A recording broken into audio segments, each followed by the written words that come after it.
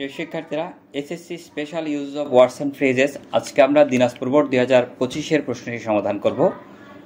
পরীক্ষায় প্রশ্নের যে অপশনগুলো সেগুলো এভাবে দেওয়া থাকে তোমরা জানো, এবং প্রশ্নটি একসাথে 10টি প্রশ্ন দেওয়া থাকবে, শূন্যস্থান আমরা শব্দগুলো বসিয়ে থাকি। আজকের প্রশ্নের উত্তরটা আমরা বিস্তারিত আলোচনা করছি। প্রথম যে সেন্টেন্সটা আমাদেরকে দেওয়া হয়েছে সেটি হলো, our spring is very charming, during spring various kinds of flowers bloom, dash it seems that everything has got a new life. বলা হচ্ছে আমাদের বসন্তকাল খুবই বৈচিত্র্যময়, বসন্তকালে বিভিন্ন ধরনের ফুল ফোটে। এটি দেখে মনে হয়, এই জায়গায় আমরা বলছি এটি দেখে মনে হয় সব কিছু নতুন প্রাণ ফিরে পেয়েছে। এখন এটি ইংরেজি ইট, সেজন্য এই জায়গায় ইট seems that everything has got a new life হবে। আমরা জানি এটি এর অর্থ হলো, ইটের অর্থ হলো ইহা। কোনো ঘটনা বা বিষয় বোঝাতেও সাধারণত ইট ব্যবহৃত হয়। ইট সবসময় বাক্যের শুরুতে বসে, এটিও একটি ক্লু, অর্থাৎ শূন্যস্থানটি বাক্যের শুরুতেই থাকে এমন বাক্যে সাধারণত ইট ব্যবহৃত হয়। এছাড়াও আরেকটি ক্লু আমরা মনে রাখতে পারি, সবসময় এটি নাও হতে পারে, তথাপি প্রেজেন্ট ইনডিফিনিট টেন্স বোঝালে সেক্ষেত্রেও ইট হবে। তবে প্রেজেন্ট ইনডিফিনিট টেন্স হলে অবশ্যই ভার্বের সাথে এস যুক্ত থাকবে, এখানে সিমস আছে, তাহলে এটি প্রেজেন্ট ইনডিফিনিট টেন্স। সেকেন্ড যে সেন্টেন্সটি, dash the weather days today, বলা হচ্ছে আজকের আবহাওয়া কেমন।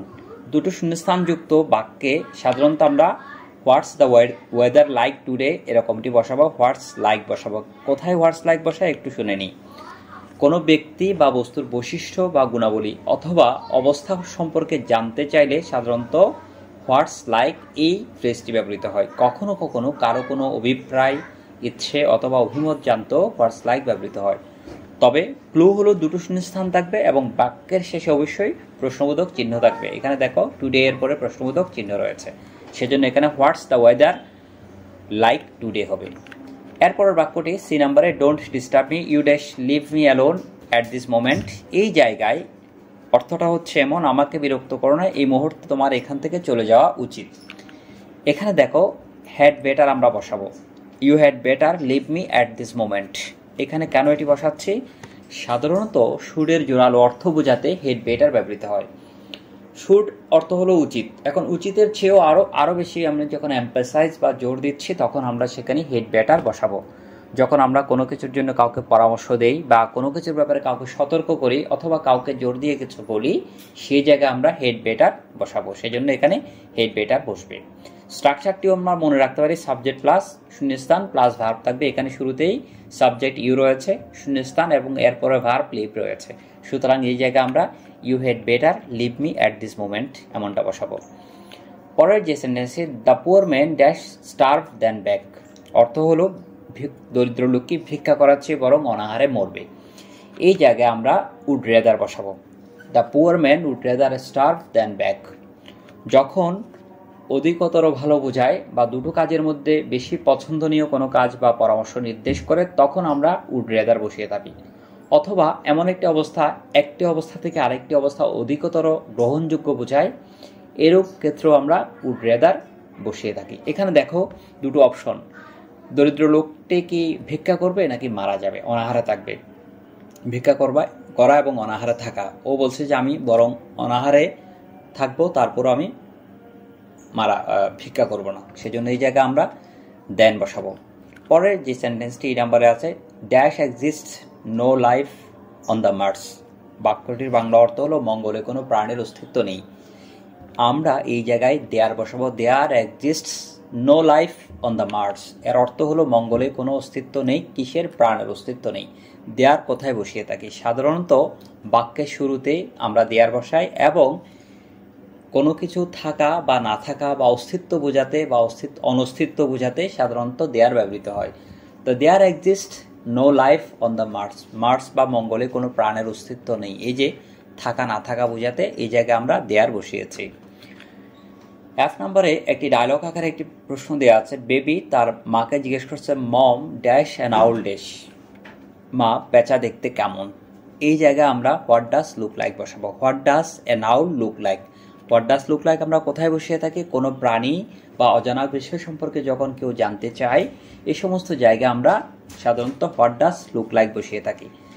দুটো শূন্যস্থান থাকবে, এই যে শুরুতে একটি শূন্যস্থান, শেষে একটি শূন্যস্থান, শেষে প্রশ্নবোধক চিহ্ন থাকবে, প্রশ্নবোধক চিহ্ন রয়েছে এবং অনেক সময় বাক্যটি ডায়লগ আকারে থাকে। এখানেও কিন্তু মম এবং বেবির মধ্যে কথোপকথন হচ্ছে এবং এখানে বাক্যটি ডায়লগ আকারে রয়েছে। সাধারণত কোনো কিছুর বৈশিষ্ট্য, কোনো প্রাণী সম্পর্কে জানতে চাইলে সেই সমস্ত জায়গাতে অথবা কোনো অজানা বিষয় সম্পর্কে জানতে চাইলে তখনও আমরা হোয়াট ডাজ লুক লাইক বসিয়ে থাকি। আমরা জি নম্বর প্রশ্নটিতে পেয়েছে sir Walton Scott was both a poet and a novelist. He died in 1971. আমরা এটি সবাই ভালো করে জানি, সেখানে ওয়াজ বর্ন বসাবো, কারণ ওয়াজ বর্নের বিষয়টা আমরা অনেকবার বলেছি। যখন কোনো কিছু সৃষ্টি হওয়া বোঝায়, সাধারণত জন্মগ্রহণ অর্থ বোঝায়, সেই জায়গায় আমরা ওয়াজ বর্ন বসিয়ে থাকি। এবং এই ধরনের বাক্যে সাধারণত ব্যক্তির নাম, কখনো কোনো একটা সন দেয়া থাকে, সাল দেয়া থাকে, বা কখনো কখনো স্থানও দেয়া থাকে। এই তিনটি ক্লু এর যে কোনোটি দেখলেই বা জন্মগ্রহণ করা অর্থ বোঝালেই সেই জায়গায় আমরা ওয়াজ বর্ন বসাবো। এবং কোনো কোনো ক্ষেত্রে যখন সাল দেয়া থাকে অথবা স্থান দেয়া থাকে, এর আগে কিন্তু শূন্যস্থানের পরে ইন থাকে, এখানে ইন রয়েছে। এইচ নাম্বার বাক্যটিতে everybody dash pay the electricity bill in time. Bangla অর্থ হলো সবার অবশ্যই সময় মতো বিদ্যুৎ বিল পরিশোধ করতে হবে। এখানে বাধ্যবাধকতা, এই জায়গায় আমরা হ্যাভ টু বসাবো। হ্যাভ টু কোথায় বসায়? যখন কোনো কাজের বাধ্যবাধকতা বা আবশ্যকতা বোঝায় তখন সেই সমস্ত জায়গায় আমরা হ্যাভ টু বসিয়ে থাকি। যেমন ইলেকট্রিসিটি বিল আমাদের সবাইকেই পরিশোধ করতে হয় এবং যথাসময়ে পরিশোধ করতে হয়, না আমাদের ফাইন ওঠে। এবং বিদ্যুৎ বিল পরিশোধ না করলে লাইন কেটে দেওয়া হয়, তাহলে এটি আমাদের জন্য আবশ্যকতা বা বাধ্যবাধকতা। এই সমস্ত বাক্যে আমরা হ্যাভ টু বসাবো। তো হ্যাভ টু অথবা হ্যাজ টু বসাবো। এখন দেখো, এই জায়গায় সাবজেক্ট যদি সিঙ্গুলার হয় তখন আমরা হ্যাজ টু বসাবো, আর সাবজেক্ট যদি প্লুরাল হয় তখন আমরা হ্যাভ টু বসাবো। তো এভরিবডি একটি সিঙ্গুলার সাবজেক্ট, সেজন্য এই জায়গায় আমরা হ্যাজ টু বসাবো। সরি, এখানে হ্যাভ টু দেওয়া হয়েছে, এখানে আমরা হ্যাজ টু বসাবো। Everybody has to pay the electricity বিল, এমনটা হবে। পরের বাক্যটিতে আমরা চলে যাচ্ছি। এখানে dash we reached the station the train started. এই বাক্যটির বাংলা অর্থ এমনটা যে আমরা যখন স্টেশনে পৌঁছালাম তখনই ট্রেন ছেড়ে দিল।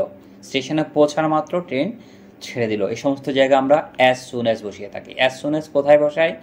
যখন একটি ঘটনা ঘটার সাথে সাথে আরেকটি ঘটনা ঘটা বোঝায়, একটি কাজ হবে এর সাথে সাথে আরেকটি কাজ হবে এমনটা বোঝায়, তখন আমরা অ্যাজ সুন অ্যাজ বসিয়ে থাকি। এই যে স্টেশনে পৌঁছানো এবং ট্রেন ছেড়ে দেওয়া, দুটো কাজই কিন্তু একই সময়ে হয়েছে, অর্থাৎ একটি হওয়ার সাথে সাথে আরেকটি কাজ হয়েছে। স্টেশনে আমরা পৌঁছালাম, এটি একটি কাজ, ট্রেন ছেড়ে দিল, এটি আরেকটি কাজ। দুটো কাজই কিন্তু একই সময়ে বা সেম মোমেন্টে হয়েছে, সেজন্য আমরা এখানে অ্যাজ সুন অ্যাজ বসাবো। সর্বশেষ যে প্রশ্নটি আজকে দেওয়া আছে সেটি হলো he did not even see a hill dash a mountain. সে কখনো পাহাড় দেখেনি, পর্বত দেখা তো দূরের কথা, বা প্রশ্নই ওঠে না। এই সমস্ত জায়গা আমরা ল্যাট অ্যালোন বসিয়ে থাকি। আরও জেনে নিচ্ছি, চিন্তাও করা যায় না, প্রশ্নই ওঠে না, ভাবা তো দূরের কথা, এমন অর্থ বোঝালে সেই সমস্ত জায়গা আমরা সাধারণত ল্যাট অ্যালোন বসিয়ে থাকি।